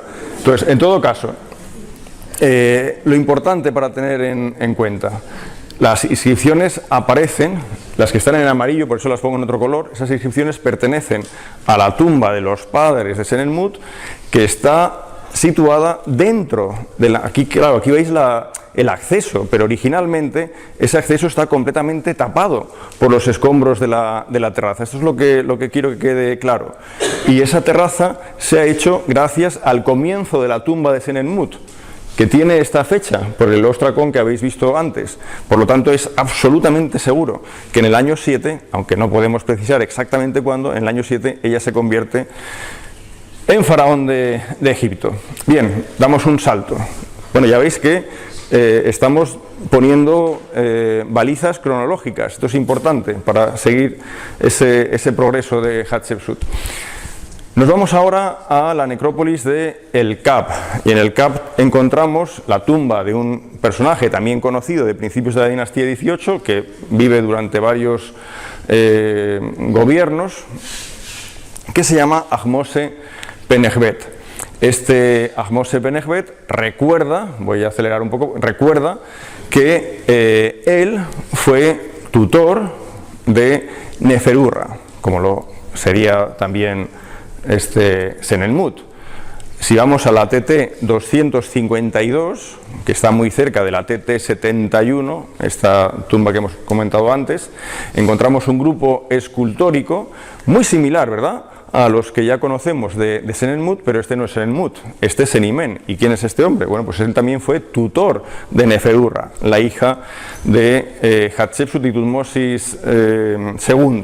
Por lo tanto, no solo Senenmut fue tutor de la niña, también otros personajes, pero evidentemente el más célebre es Senenmut. Esta estatua, de las 10 que se conservan de Senenmut con Neferurra, de las 10 que se conservan, esta probablemente es la más antigua. ¿Por qué? Porque en ella el texto hace mención de Hatshepsut como esposa del dios, por lo tanto ella sigue siendo regente, aún no es faraón, y también porque la niña no tiene una cobra en la frente. Fijaros en el resto de estatuas de Neferurra con Senenmut, en todos los casos vamos a ver cómo la niña ya tiene la cobra en la frente, y es que su madre, Hatshepsut, ya es faraón en esos casos.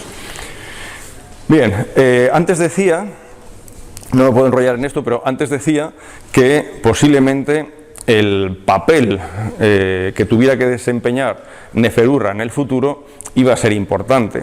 Esto podemos especular, pero no lo podemos afirmar.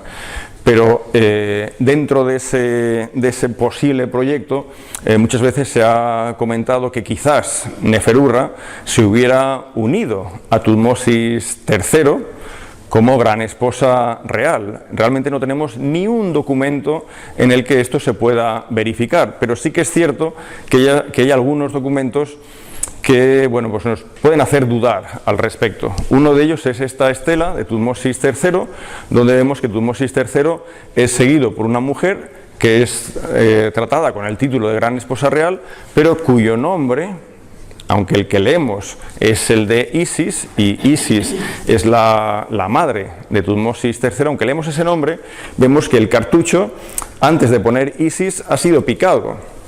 Entonces, claro, podríamos sospechar de que en realidad, en origen, el nombre de Isis no figuraba aquí, sino que lo que encontraríamos es el nombre de otra mujer. ¿Cuál? Pero otra mujer. Entonces hay quien especula sobre la posibilidad de que Neferurra, dentro del proyecto de Hatshepsut, hubiera sido gran esposa real de Tutmosis III. Hay una estela que fue estudiada meticulosamente por van der Sleyen, es esta que vemos ahora en pantalla, en la colación lo veremos mucho mejor, donde por debajo del nombre de la reina Satyaj, que es una de las esposas de Tutmosis III, por debajo se ve una inscripción original. De la inscripción original, fijaros cómo aquí vemos lo que aparentemente es la parte inferior del signo Nefer, por triplicado. Es decir, que si esto lo leemos en ese sentido, podría ser que aquí debajo del nombre de Satyaj originalmente estuviese el nombre de Neferurra. Pero eso sí, fijémonos con que el texto en este caso no nos habla de la gran esposa real Neferurra, sino de la esposa del dios Neferurra, si es que el nombre original es el de Neferurra, que es posible. Y claro, no es lo mismo. Recordemos que Neferurra se convierte en esposa del dios una vez su madre se convierte a su vez en faraón. Hatshepsut cede el título a su hija.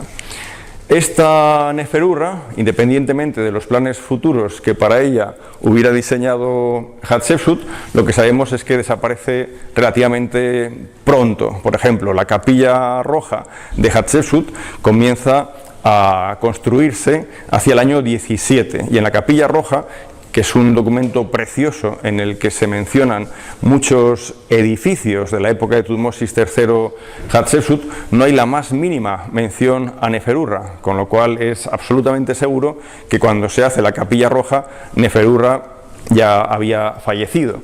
De hecho, este es el documento fechado más alto de Neferurra, es de un año 11, de Tutmosis III Hatshepsut. Esta no es Hatshepsut, ¿verdad? Pero nos recuerda lo que es un faraón.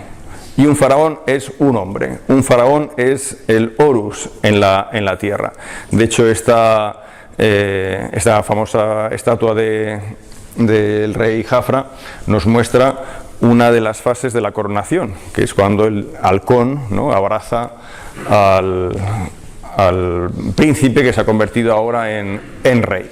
Entonces, este es el gran desafío de Hatshepsut. Claro, como regente que tiene prerrogativas reales, la situación no era fácil, pero como mujer que ahora ha tomado la decisión de convertirse en faraón, y esto lo ha hecho, como hemos visto, en el año 7, aquí el desafío es mayúsculo, porque está tomando las atribuciones de un gobernante de Egipto, que ha de ser un hombre. Entonces vamos a ver cómo comienzan otras estrategias. Dejamos atrás la regencia con virtudes de realeza y vamos ahora a ver las estrategias dentro de la realeza de Hatshepsut. Bueno, aquí vemos una escena que viene de la capilla roja. Es una escena en la que se nos muestra al dios Amón, ¿no?, como tocando, acariciando la corona. Es una actitud de presentación del rey, por eso ambos miran en la misma dirección, y efectivamente ese rey es Hatshepsut, que ahora nos está mostrando su nombre de coronación. Pero fijémonos en el texto que marco en rojo en la parte inferior. Las coronas de la esposa del dios, que es el título que tenía Hatshepsut cuando era gran esposa real y después regente, fueron apartadas y ella llevó las insignias de Ra, la corona del sur y la del norte, estando unidas en su cabeza. Bueno, pues un texto precioso, porque nos indica, aunque no está fechado, nos indica ese momento en el que ella va a dejar de ser esposa del dios, porque da un salto cualitativo. Ella se convierte en la portadora de la doble corona, se convierte en faraón. Entonces, Hatshepsut faraón, ¿cómo aparece en escena Hatshepsut faraón? Pues aparece como mujer. Pensemos que esto es un desafío en todos los sentidos. Claro, uno puede pensar en la mujer convertida en faraón a finales de la dinastía 12, pero eso queda ya muy lejos en el tiempo. Entonces, para ella es un desafío sin duda. Y ella se muestra, aún siendo faraón, se muestra con vestimenta de mujer. y la fisionomía, por supuesto, es la de una mujer. Esto lo vemos en una estela de Seravit el Hadim, o por ejemplo en este otro relieve que hallamos en Luxor. Ella es ya faraón, así lo indican los textos, pero su fisionomía sigue siendo la de una mujer con vestimenta de mujer, aunque lleve una corona propia del ámbito del faraón. Vayamos ahora al templo de Horus de Buchen, en la fortaleza de Buchen, un templo que se reconstruyó parcialmente en el Museo de Jartum. Aquí vemos una secuencia preciosa de esa evolución de Hatshepsut, siendo mujer faraón hasta convertirse en hombre faraón. Entonces la secuencia la vamos a leer de izquierda a derecha, son distintos relieves que aparecen en ese templo. Siempre Hatshepsut está enfrentada a una divinidad. Entonces marco la posición de Hatshepsut, pero enfrente de ella siempre hay un dios. Bueno, pues la primera fase de ella como faraón es, como hemos visto antes, presentarse como una mujer, títulos de faraón, pero como una mujer, vestido ceñido y largo, y las piernecitas juntas. En una segunda fase, ella ya se muestra como un faraón, pero aún tiene esos rasgos femeninos, y encima lleva un vestido largo. Y en una última fase, ya no veríamos ninguna diferencia respecto a un faraón masculino, porque ella se muestra como tal, como un hombre. La única diferencia, aquí no tenemos textos, pero la única diferencia, por supuesto, es el tratamiento que ella recibe. Ella no es un sarra, ella es un satra, ella es una mujer. Si vamos ahora a ejemplos de estatuaria, esta probablemente es una de las más antiguas estatuas que se conservan de Hatshepsut como faraón. ¿Y qué tenemos aquí? Una mujer, eso sí, lleva una corona de faraón, porque lleva un hat, pero la vestimenta es la propia de una mujer. Y el texto nos dice, sin ningún problema, que evidentemente estamos hablando de una Hatshepsut que ya se ha convertido en rey de Egipto. Entonces, para esa primera fase la estatuaria también es muy clara. Vemos a una mujer faraón, en este caso con el nemes, pero con fisionomía de mujer, que es lo que es, ese traje largo de mujer, etcétera. Y así, bueno, hay una amplia colección de figuras de este tipo. Pero igual que ocurría antes, hay una fase intermedia en la que esos rasgos de mujer empiezan a desvanecerse. Quizás aún no es un hombre, estamos en una fase intermedia, a veces se habla de la Hatshepsut andrógina, bueno, pues llamémosla así, porque no están esos rasgos tan bien definidos, y que finalmente darán paso, como veíamos en los relieves de Buchen, a la Hatshepsut hombre. Aquí no hay manera de distinguir a un hombre de cómo ella es representada. Vayamos ahora a Deir el-Bahari. En Deir el-Bahari encontraron durante las excavaciones, no solo ya del Museo Metropolitano, sino también en época de Nabil, distintos depósitos de fundación en todo el sector del templo, sin contar el del valle. Hay como 14 depósitos de fundación hallados, y son depósitos muy interesantes, porque pensemos que estos depósitos se realizan en el momento de las primeras fases constructivas del templo. Y claro, son interesantes porque los sellos que aparecen, los escarabeos que aparecen en esos depósitos nos muestran, pues, no solo a la princesa Neferurra, no solo a la esposa del dios Neferurra, por lo tanto necesariamente con Hatshepsut ya como faraón, sino también, indudablemente, con diversos nombres del protocolo real de Hatshepsut. Por lo tanto, bueno, pues es una ayuda magnífica para entender cuando comienza a construirse ese formidable templo funerario. Incluso en los depósitos de fundación se hallaron algunas piezas notables, como estas de calcita, donde se hace referencia al ritual del estiramiento de la cuerda para el Yeser Yeseru, para el lugar donde está el templo funerario. Entonces lo que vamos a hacer ahora es, aprovechando ese texto del estiramiento de la cuerda, ver hacia dónde está orientado el templo funerario de Hatshepsut. Esto que he marcado aquí en rojo es el templo, el rectángulo sigue la orientación longitudinal del templo, aquí abajo también en rojo otro templo, en este caso estamos marcando la superficie que incluye todo el períbolos actual del templo de Karnak. Entonces, si trazamos una línea que siga el eje longitudinal del templo funerario de Hatshepsut, vemos cómo esa línea se aproxima mucho a Karnak. Claro, digo que se aproxima mucho y no digo que incida en Karnak, porque este cuadrado rojo que he marcado aquí es la última fase de Karnak. Y el períbolos de la última fase de Karnak no es el períbolos, el recinto exterior no es el que tenía en la dinastía 18, el de la dinastía 18 era más pequeño. Si marcara el de la dinastía 18, pues estaríamos más o menos haciendo esta línea, es decir, que en realidad no le da a Karnak, se aproxima mucho a Karnak, pero aún no dándole, aún no siendo una orientación perfecta hacia Karnak, sigue teniendo una gran importancia, porque es una manera de asociar el templo funerario de esta Hatshepsut con el lugar de residencia del principal dios en este contexto histórico. Aquí lo que he hecho es utilizar uno de estos magníficos dibujos de, ¿cómo se llama?, Godin, ¿no?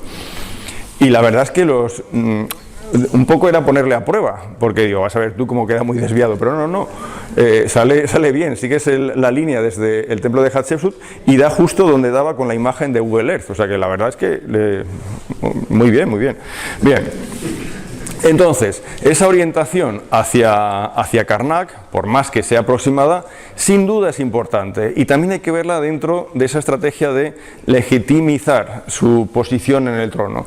Pero claro, hay otro hecho evidente y plenamente conocido, y es que esa orientación va a facilitar, y esto es lo que quiere Hatshepsut, va a facilitar que cuando llegue la luna nueva del segundo mes de la estación de Shemu, y por lo tanto cuando llegue la bella fiesta del valle, que se rige por el calendario lunar, por las fases lunares, perdón, cuando llegue ese momento, la estatua del dios en su barca portátil y después en la Userhat atraviesen el río Nilo para ya con la barca portátil y en procesión se dirija directamente al Sancta Sanctorum del templo funerario de Hatshepsut, con lo cual ella hace que su templo se convierta en el gran protagonista de una de las fiestas junto a la de Opet más importante del calendario tebano. Esto no es darse legitimidad, totalmente.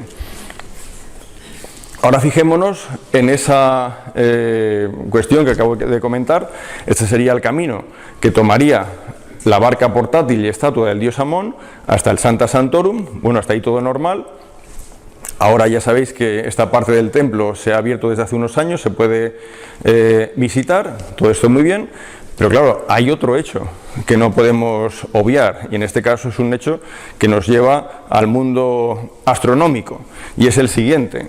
Fijaros en esta fotografía está tomada en el día del solsticio de invierno. Las sombras que proyectamos ya nos están diciendo cuál es la orientación del templo. Estamos proyectando el sol del solsticio del invierno, por lo tanto es una orientación aparentemente solsticial. Es decir, que el sol del solsticio de invierno va a iluminar el fondo del Sancta Sanctorum, por lo tanto la estatua del dios Amón.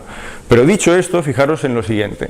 El solsticio de invierno en el año 1479 a.C., que es cuando entendemos comienza el reinado de Tutmosis III y por tanto la regencia de Hatshepsut, vamos a poner esa fecha como referencia, en ese momento el solsticio de invierno tenía lugar en 1 Peret 6 del 1479, esto es muy importante, si variamos el año y nos vamos al 1400 pues ya cambia la cosa, pero bueno, tiene lugar en 1 Peret 6, pero la alineación es absolutamente exacta, esta no es exacta del todo, sería absolutamente exacta para 1 Peret 1. Si conocéis el movimiento del Sol en los solsticios, veréis que ese movimiento es muy lento. En los equinoccios es rápido, pero en los solsticios es muy lento. Es decir, una alineación astronómica hacia un objetivo solsticial la puedes ver durante muchos días después del solsticio y antes del solsticio, con una variación muy pequeñita. Entonces, aquí la cuestión es ese error de 5 o 6 días. es asumible por los egipcios o buscamos una siguiente opción. Ahora lo veremos. Esta es la imagen que tendríamos si estuviéramos en el interior del Sancta Sanctorum. Vemos que el sol emerge por el eje longitudinal del templo, va a atravesar todo el espacio interior del Sancta Sanctorum y finalmente va a iluminar el nicho donde originalmente estaba la estatua del dios Amón. Bueno, pues una alineación maravillosa. Pero volvamos a nuestra pregunta. La alineación no es absolutamente perfecta. Hay un error, vamos a decir un error, de 5 o 6 días. La flecha nos está marcando el solsticio, por donde tendría que salir el sol, ¿no? Y vemos que no está saliendo exactamente por ahí. Digo, es un error pequeñito. Pero en el caso de que no sea un error, ¿qué sucede en esa fecha de 1/1? ¿Qué sucede? Pues se celebraba una fiesta que se conoce con el nombre de fiesta de Neheb Kau. Es una fiesta de regeneración del poder real, lo cual, bueno, pues también nos encajaría perfectamente en este contexto. En realidad encajaría tanto el solsticio de invierno como esta fiesta. Recordemos que en Karnak la alineación dominante, y en buena parte de los templos tebanos, la alineación dominante, y no es casual, es intencionada, por supuesto, es hacia el sol del solsticio de invierno, es lo que tenemos aquí. En ese sentido, sin salir de la época de Hatshepsut, recordemos también esto otro. Esta es la puerta de Nectanebo, que aquí en la otra foto también, la puerta de Nectanebo, que preside el lado este de Karnak, es la puerta principal del lado este de Karnak. Recordemos que la fachada principal es la del oeste, donde está la avenida de Esfinges desde el muelle. Bueno, pues aquí, ¿qué ocurre en el solsticio de invierno? ¿Qué ocurría, mejor dicho? Bueno, pues cuando salía el sol, los rayos del sol atravesaban la puerta y impactaban contra el contratemplo. Esto es el Ajmenu, pero esto es el contratemplo, es decir, es un templo que está orientado al revés del resto del templo de Amón. Y en el interior de ese contratemplo vemos una díada en la que originalmente hubiéramos hallado la presencia de Hatshepsut. Después esto fue modificado por Tutmosis III. Entonces, ¿qué hacía Hatshepsut? Beneficiarse de esos rayos del sol del solsticio de invierno, igual que lo hacía el propio dios Amón en su templo. Es una manera de legitimizar esa posición. Pero ella tiene más estrategias. Antes hemos visto cómo en su periodo de regencia revivió la figura de su marido, de Tutmosis II, y esto es espectacular, pero lo hace. Pero claro, es buena jugada revivir la figura de un rey que en cierto modo podemos clasificar como secundario y que encima tuvo un corto reinado. Bueno, pues lo que va a hacer ahora, ya siendo ella monarca, igual que Tutmosis III, es lo siguiente. Aquí está marcada la capilla de Hatshepsut.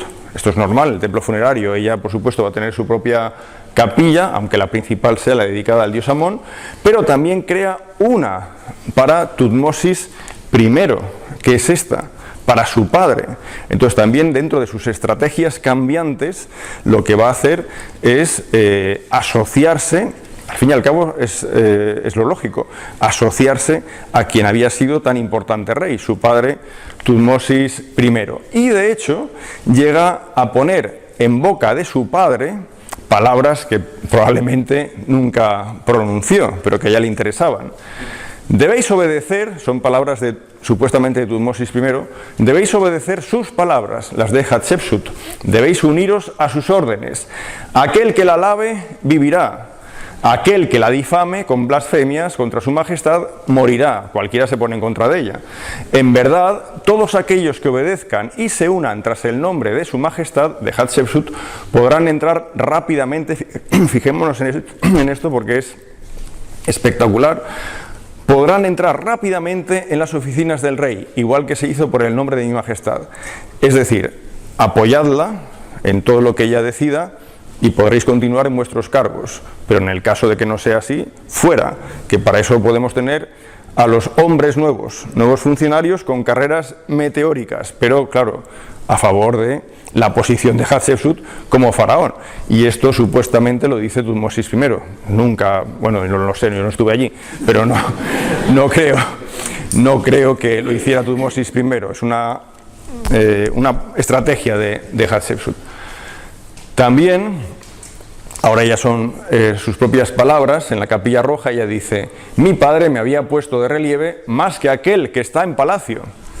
El que está en palacio, vale, sí es legítimo, pero es un mindungui. Yo soy la que debo ser rey.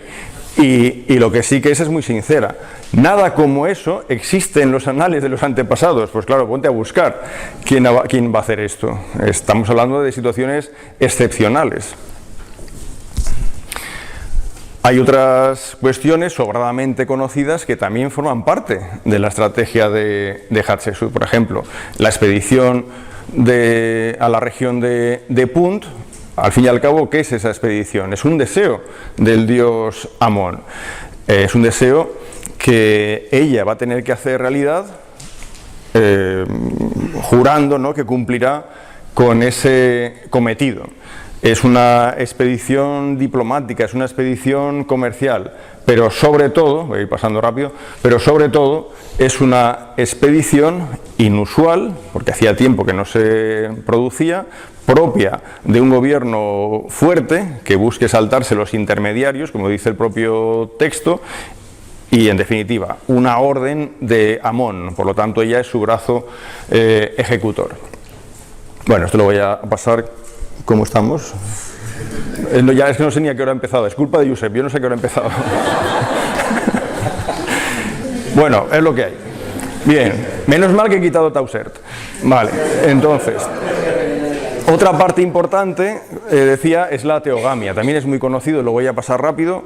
A través de la teogamia no solo se va a reconocer cómo se reproduce el nombre de ese nuevo ser que va a ser Hatshepsut, sino sobre todo se va a reconocer a Hatshepsut como la hija del mismísimo dios Amón, que se ha unido con su madre, la gran esposa real, Yahmes. Pero ahora fijémonos en algunas de las escenas. El dios Amón la reconoce como rey de Egipto, como heredera del trono de Egipto, pero en otras escenas también vemos ese reconocimiento hacia el resto de los dioses. Aquí hay 3 dioses, no por casualidad, el 3 es la pluralidad, con lo cual lo que estamos haciendo aquí es presentar a Hatshepsut, bueno, su Ka y su cuerpo, a los dioses la reconocen como faraón. Y lo mismo va a hacer ahora el propio Tutmosis I, que en realidad, claro, ya no es su padre, su padre es Amón, él es ¿no?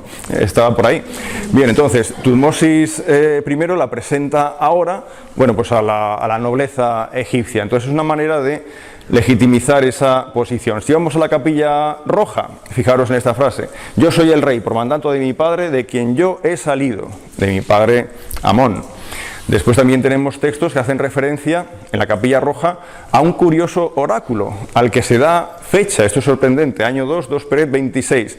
Se habla en el texto de una cantidad de oráculos, ¿no?, de maravillas que el dios Amón promete a Hatshepsut, pero claro, en el año 2, con lo cual es un texto curioso porque da una fecha muy precisa, pero como hemos visto, en el año 2 ella aún no año 2 de Tutmosis III, ella aún no interviene dentro de esa pretensión, ¿no?, de modificar las condiciones de Tutmosis III como único monarca. Bueno, pues voy a pasarlo rápido, pero tenéis los textos, son relaciones de ella con el dios Amón, que le indica que, por ejemplo, tiene que llenar los almacenes, que tiene que hacer abundante su tesoro, crear nuevos edificios, nuevos templos, y ella, por supuesto, es la que, como brazo ejecutor del dios, como son los faraones de Egipto, brazos ejecutores del dios,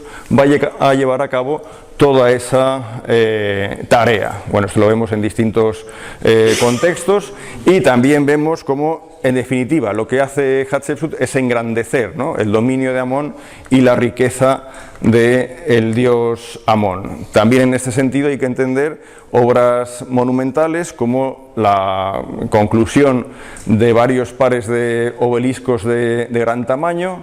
Por ejemplo, el que hemos visto antes son los de la Wajid, la sala de coronación entre el cuarto y quinto pilono, la erección del octavo pilono de Karnak, la propia Capilla Roja. Este más o menos sería el templo en la época de Hatshepsut. Incluso en alguna inscripción podemos ver el nombre de Matkara, es decir, de Hatshepsut como faraón, con figuritas del dios Amón a ambos lados. No es que Amón esté adorando a Hatshepsut faraón, pero bueno, es bastante significativo, ¿no? Es un apoyo a Hatshepsut como faraón. Claro, ella es mujer, pero es faraón, con lo cual una prerrogativa del rey también son las intervenciones militares, y ella no es que tenga un historial militar enorme ni mucho menos, pero también desempeña ese papel, tal y como veríamos en el llamado texto de Tilla en Segel, o por ejemplo en este otro donde se habla también de la intervención en territorio nubio. Pero entonces, cuando ella es faraón, ¿qué pasa con Tutmosis III? Tened en cuenta que al principio ha sido eliminado por completo de la iconografía. Él ya no aparece en la iconografía, él no aparece en los textos, pero poco a poco va a haber una recuperación de la figura de Tutmosis III. Esto lo vemos en el templo de Satet, en Elefantina, donde él aparece, pero siempre en posiciones secundarias respecto a Hatshepsut. Lo podremos ver también en Der el-Bahari. Bueno, voy a ir pasando esto rápido, esto, bueno, da igual. Y finalmente lo que vamos a ver en esa evolución es algo muy curioso. Aquí tenemos una fecha, año 16, acordémonos de que el fin de Hatshepsut está en el año 22.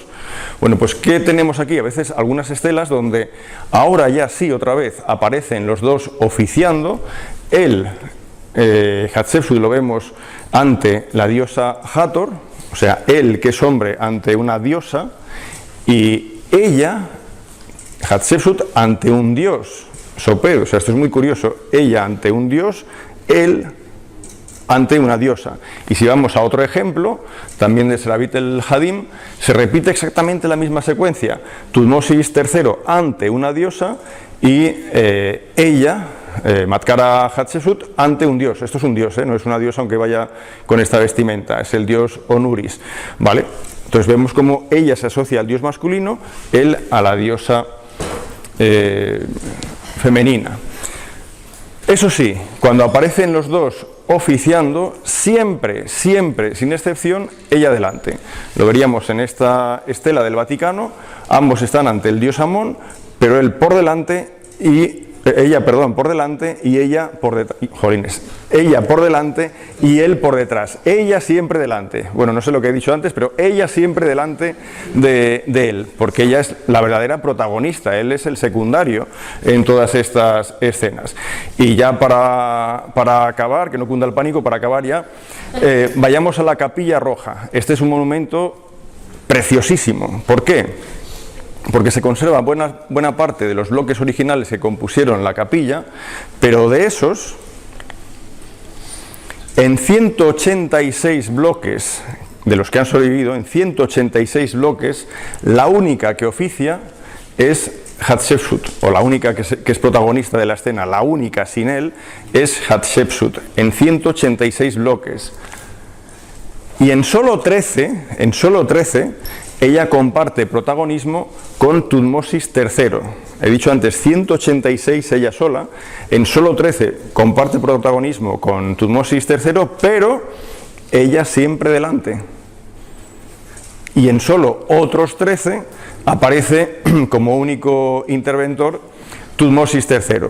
Pero tened en cuenta que la capilla la finalizó Tutmosis III, con lo cual la octava hilada de esa estructura es de Tutmosis III, es decir, en esa capilla que se empieza a construir en el año 17, a finales del reinado conjunto Hatshepsut-Tutmosis III, en esa capilla queda clarísimo quién es el protagonista principal de la realeza egipcia. Vamos al Valle de los Reyes. Aquí tenemos la KV20. No es seguro, pero parece que la KV20 es la tumba original de Tutmosis I, que tendría aquí su cámara sepulcral. De modo que lo que hace Hatshepsut es ampliar la tumba para hacer una nueva cámara sepulcral, que es donde ella reenterró a su padre, porque este sarcófago de Tutmosis I en realidad es un sarcófago que hace Hatshepsut para Tutmosis I, de modo que ella va a buscar su morada de la eternidad en una tumba modificada de su padre para enterrarse junto a él. Ese es el último acto de legitimación que busca Hatshepsut para hacer entender su extraña posición en el trono de Egipto. Pues hasta aquí hemos llegado. Muchas gracias.